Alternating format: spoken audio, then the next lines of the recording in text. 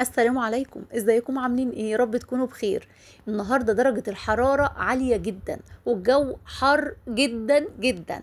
هنعمل بقى للجو ده شوية عصير كده ينزلوا على قلبك يا ست الكل قبل معدتك.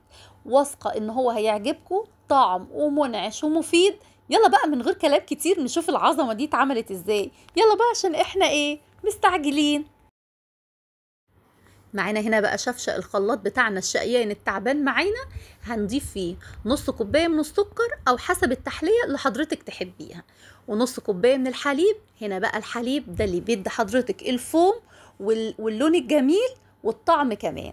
وهننزل بقى هنا بقى ده القلب، ده العشق كله. نص كوبايه من اوراق النعناع، طبعا بتكون غسلينها كويس جدا، ولو حابه تضيفي كمان لكوبايه يبقى افضل كمان. هي نص كوبايه اللي كانت عندي. والتلج بتاعك طبعا ده لازم التلج ده كتري كده وما تستخسريش في التلج. وبعد كده هنضيف الميه وهنضرب كويس جدا. فين الليمون يا رودي؟ اصبري بس عليا يا ست الكل. اضربي الكلام ده كويس جدا في شفشق الخلاط ضربا مبرحا زي ما حضراتكم شايفين كده. طيب هنجيب بقى لكل كوبايه ليمونه كده، تكون الليمون المتوسط او ليمون كبير. ليمونه لكل كوبايه. انا هنا هعمل 6 كوبايات، حطيت 6 ليمونات قشرتهم كويس جدا وشلت البذور اللي جوه الليمونه، يعني قسمتها وشلت البذور. وهنبتدي بقى ننزل بيها. هنا السر بقى الليمون بتاعك يبقى طعمه جميل وما يبقاش فيه مراره.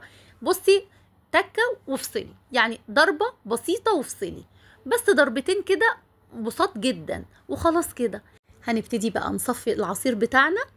تعالي بقى يا ست الكل اكلمك على الطعم ولا الريحه ولا القوام ولا الفوم.